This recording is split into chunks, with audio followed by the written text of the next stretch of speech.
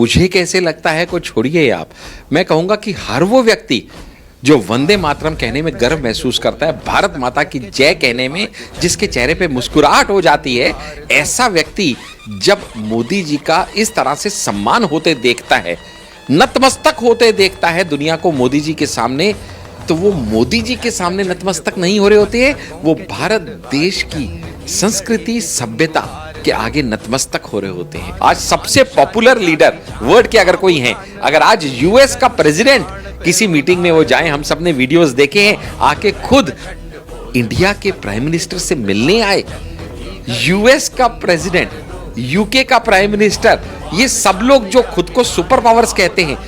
आज ये इंडिया के आगे नतमस्तक हैं। आज इंडिया को कहा जाए कि आप यूक्रेन से लड़ाई में मध्यस्थता कीजिए, और जो लोग इसमें भी तुच्छ और छोटे स्तर की राजनीति ढूंढने का प्रयास कर रहे हैं, उनको सच में शर्म आनी चाहिए, क्योंकि ये चीजें राजनीति से बहुत बड़ी हैं। आप बीजेपी के हैं, आप कांग्रेस के हैं, आप आपके हैं, बहुत छोटी बात है। सबसे पहले राष्ट्र पहले है। नमस्कार, मैं हूं आपके साथ अर्जुन खजूरी और आपका स्वागत है हमारे चैनल पर।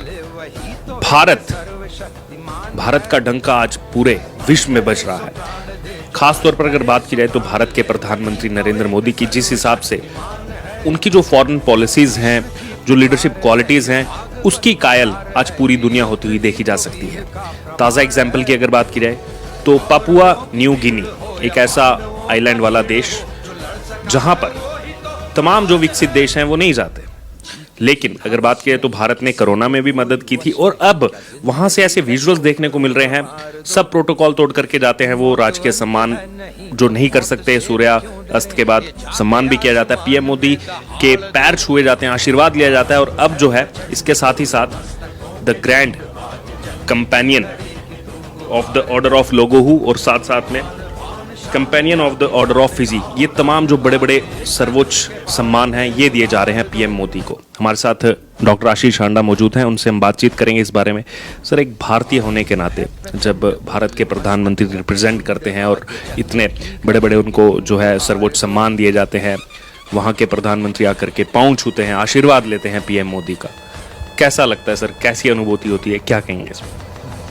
सबसे पहले तो आपके सभी दर्शकों को, आपके चैनल के, मेरे यानी डॉक्टर आशीष का प्यार भरा नमस्कार। सच में मैं कहता हूं, मुझे कैसे लगता है को छोड़िए आप, मैं कहूंगा कि हर वो व्यक्ति जो वंदे मातरम कहने में गर्व महसूस करता है, भारत माता की जय कहने में जिसके चेहरे पे मुस्कुराहट हो जाती है, ऐसा व्यक्ति जब मोदी जी का इस तरह से सम्मान होते देखता है, नतमस्तक होते देखता है दुनिया को मोदी जी के सामने, तो वो मोदी जी के सामने नतमस्तक नहीं हो रहे होते हैं, वो भारत देश की संस्कृति सभ्यता के आगे नतमस्तक हो रहे होते हैं। वो भारत के विश्व गुरु बनने के सपने को साकार होते देखते हुए, जो हम सबका भी 56 इंच के सीने की छाती हमारी चौड़ी हो जाती है ना, तो सच में फक्र होता है खुद को भारतीय कहलाने में। और अगर हमें आज इस पोजीशन पे कोई लेके आया तो डेफिनेटली हम सबके लोकप्रिय यशस्वी प्रधानमंत्री श्री नरेंद्र मोदी जी हैं। हमें गर्व है कि हम उस युग में जन्म लिए, उस युग में आज पल बढ़ रहे हैं, और वो युग का परिवर्तन हम देख रहे हैं कि वो भारत जिसको कभी सोने की चिड़िया कहा जाता था, विश्व गुरु कहा जाता था, ये सब चीजें हिस्ट्री में पढ़ी जाती थी, अब ये सब चीजें मुझे लगता है प्रेजेंट और फ्यूचर में हम देख रहे हैं, और हमारे आगे आने वाली जनरेशंस भी ये देखेंगी। देखिएगा, मैं एक बात बताऊं आपको, जो भी व्यक्ति इंटरनेशनल वीजा पे टूर करता हो, बाहर की कंट्रीज में जाता हो, वो इस चीज को भली भांति समझ सकता है कि एक भारतीय होने से पहले क्या भाव आता था जब इंडियंस एंड पाकिस्तानीज इस तरह के स्लोगन सुने जाते थे और उनको शक की निगाहों से देखा जाता था, किस तरह की ब्रिस्किंग होती थी, हमारे बड़े बड़े पॉलिटिशियंस को वीजा नहीं दिया जाता था, हमारे बड़े बड़े एक्टर्स और फिल्म स्टार्स को उनके कपड़े उतार के उनकी फ्रिस्किंग की जाती थी, बिना किसी का नाम नहीं बताऊंगा, लेकिन कितनी एम्बैरेसिंग सिचुएशन होती थी उस समय हर भारतीय के लिए, क्योंकि जब ये बात मीडिया में न्यूज में जाती थी। और आज का वो बदला हुआ परिपक्व, आज का वो बदला हुआ पूरा माहौल बदल चुका है, जहां पे सिर्फ ये कहने से कि अगर आप भारतीय हैं तो आपको एक अलग सम्मान की दृष्टि से देखा जाता है। फिर चाहे सूडान से भारतीयों को निकालना हो, फिर चाहे अफगानिस्तान से गुरु ग्रंथ साहिब को लेके आना हो, गुरु भाइयों को लेके आना हो, सिर्फ आगे आपने बस के अगर भारतीय तिरंगा लगा दिया तो फिर कोई आपको रोकता नहीं, कोई आपको टोकता नहीं। अगर ये हो पाया तो सिर्फ और सिर्फ मोदी जी के कुशल नेतृत्व के आगे, फिर चाहे वो उनकी कूटनीति हो, फिर चाहे वो उनकी राजनीति हो, फिर चाहे वो दिलों के छूने के उनके अनोखे अनूठे अंदाज का महत्व हो।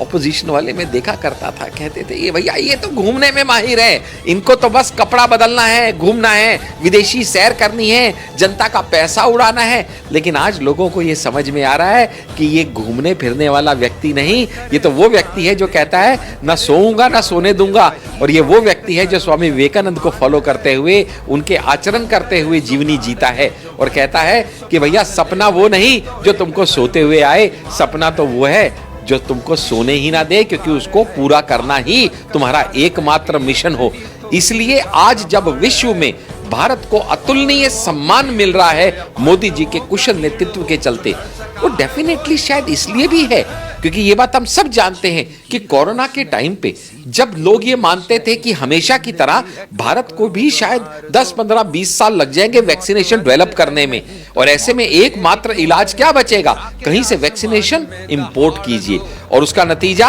आप दूसरों पे निर्भर रहिए। उसका नतीजा पीपीई किट हो, ग्लव्स हो, फिर चाहे वैक्सीनेशन हो, उसके लिए आप दूसरों के आगे यूं हाथ फैला के बैठिए। लेकिन वो मोदी जी की सोच थी, वो दूरगामी उनकी दृष्टि थी, जिसने भारत को make in India, made in India और खुद के पैरों पे खड़ा होना सिखाते हुए आज ये हाल पे ले गए कि हम चीजें इंपोर्ट नहीं कर रहे थे कोरोना के टाइम पे, हम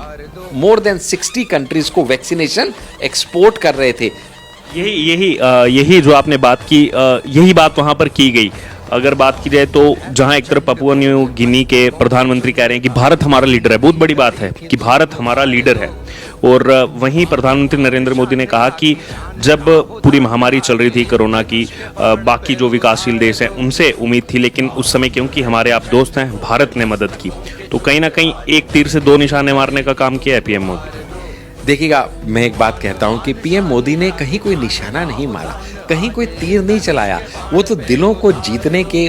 कला में माहिर हैं। लेकिन उनके अंदर मानवता इतनी भरी हुई है कि वो जानते हैं कि जब आप किसी की मदद करते हैं ना, तो वहां आप सामने वाले के दिल में अपने लिए एक परमानेंट जगह बना लेते हैं। वो कोरोना की भीषण महामारी के टाइम पे जब कोई भी छोटी छोटी कंट्रीज को मदद करने को तैयार ही नहीं था, क्योंकि कैसा होता है ना कि हमेशा प्लेन में भी लिखा होता है कि जब मास्क टपके, ऑक्सीजन गिरे, तो पहले अपने मुंह पे मास्क लगाइए, फिर किसी और की मदद कीजिए। और यहाँ पे कुछ लोग तो अपनी मदद कर रहे थे और कुछ लोग ऐसे थे जो इसको पैसा कमाने की एक अपॉर्चुनिटी देख रहे थे, यानी आपदा में अवसर तलाश रहे थे, फिर चाहे वो चाइना हो या और बाकी वेस्टर्न कंट्रीज हो। लेकिन ऐसे में भारत ने जो एक बड़ा भाई होने का उस समय फर्ज निभाया, जाने ही कितनी कंट्रीज को तो वैक्सीनेशन दिया, बाकी सारा मेडिकल इक्विपमेंट दिया, उसके अलावा कितनी कंट्रीज को तो वो फ्री ऑफ कॉस्ट यूं ही दे दिया, कोई चिंता की बात नहीं। फिर चाहे वो नेपाल हो, श्रीलंका हो, आसपास की कंट्रीज हो, सबकी मदद की भारत ने। और वो उनका जो उस समय जो एक ये लोगों के दिलों को छूने वाला जो उनका जो ये कृत्य था, ये जो उनकी भावना थी, उससे ही लोगों के दिलों में वो ऐसी अपनी जगह बना पाए कि विश्व गुरु, आज सबसे पॉपुलर लीडर वर्ल्ड के अगर कोई हैं, अगर आज यूएस का प्रेसिडेंट किसी मीटिंग में वो जाए, हम सब ने वीडियोस देखे हैं, आके खुद इंडिया के प्राइम मिनिस्टर से मिलने आए, यूएस का प्रेसिडेंट, यूके का प्राइम मिनिस्टर, ये सब लोग जो खुद को सुपर पावर्स कहते हैं, आज ये इंडिया के आगे नतमस्तक हैं। आज इंडिया को कहा जाए कि आप यूक्रेन से लड़ाई में मध्यस्थता कीजिए, क्योंकि आपकी बात ना रशिया टालेगा ना यूक्रेन टालेगा। सोचिए कितनी बड़ी बात है किसी भी इंडियन के लिए छाती चौड़े करने के लिए। अगर आज हम कहें कि क्वाड नेशंस की जो ग्रुप है उसमें इंडिया का ऐसा अभूतपूर्व स्थान है, तो कितनी बड़ी बात है। अगर G7 में हम वहां के सदस्य ना होते हुए भी वर्ल्ड की टॉप इकोनॉमीज में, जो कि पूरे वर्ल्ड का 85% ऑफ जीडीपी कंट्रोल करती है, वो G7 Nations, super rich Nations का ग्रुप है। वहां पिछले 4 साल से हमें हर साल आमंत्रित किया जा रहा है, मान सम्मान दिया जा रहा है। तो ऐसे में अगर इतना मान सम्मान भारत को मिल रहा है कि विश्व के हर बड़े ग्रुप के अंदर हमारी सदस्यता है, यूएन के सिक्योरिटी काउंसिल का हमें हेड बना दिया गया 1 साल के लिए, WHO में हमारे डॉक्टर हर्षवर्धन माननीय सांसद जी को उस हेल्थ कमेटी का चेयरमैन बना दिया गया। अगर इस तरह के सम्मान भारत को मिल रहे हैं तो उससे मुझे लगता है मेरा एक भारतीय होने का नाते नहीं, आपका भी, आपका भी, आपका भी, हर भारतीय का छाती चौड़ी हो जाएगी। और जो लोग इसमें भी तुच्छ और छोटे स्तर की राजनीति ढूंढने का प्रयास कर रहे हैं उनको सच में शर्म आनी चाहिए, क्योंकि ये चीजें राजनीति से बहुत बड़ी हैं। आप बीजेपी के हैं, आप कांग्रेस के हैं, आप आपके हैं, बहुत छोटी बात है। सबसे पहले राष्ट्र पहले है। मैं एक इंडियन हूं और अगर इंडियन प्राइम मिनिस्टर को कहीं भी ऑनर मिल रहा है, यहां पे जब राजनीतिक पार्टीज कोई सभा करती हैं तो पैसे दे के लोग इकट्ठे नहीं होते, और मोदी जी की सभाओं में बाहर की कंट्रीज में लोग पैसे दे के वहां आ रहे हैं और टिकट्स इस समय और हमेशा से आउट ऑफ स्टॉक हो जाती हैं इवेंट से कई दिन पहले ही। तो ये हम सब के लिए फक्र की बात है, गर्व है हमें मोदी जैसे नेता पे और फक्र है हमें एक भारतीय होने पे।